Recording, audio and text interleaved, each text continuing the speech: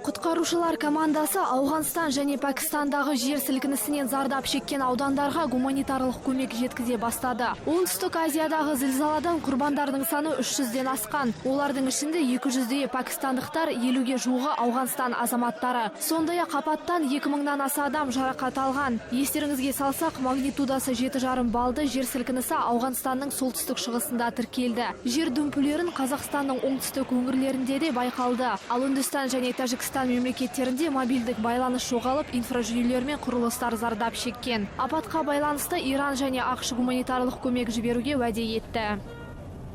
Ислам мемлекеті лаңкестік тобының содырлары Пальмира қаласында ежелгі салтанат мұнарасын қиратты. Құқық қорғау ұйымдарының мәлімдеуінше, жарылыс алдында террористер мұнараға 3 адамды байлап қойған. Әзірше Сирия билігі бұл ақпаратты растамай отыр. Бұған дейін жендеттер 2000 жылдай бұрын ежелгі римдіктер салған бірнеше көне ескерткішті бұзған еді. Пальмира қаласы бүгінгі күнде ислам мемлекетінің бақылауында. Бұл аймақ ЮНЕСКО ұйымының мәдени мұралар тізбегіне енген.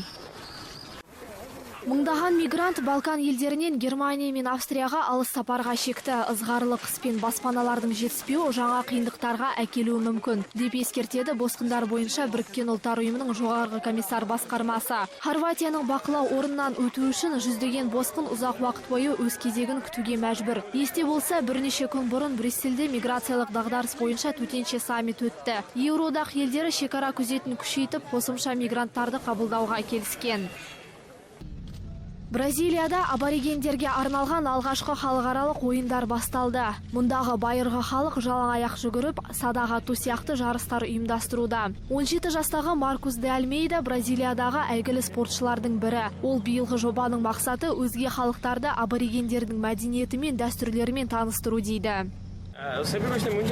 Өзге халық өкілдері байырғы халқының мәдениетіне тәнті болуда. Садақ ату дәстүрі бүгінгі күнде ерекше орын алады. Меніңше, бұл үлкен мергендік өнер.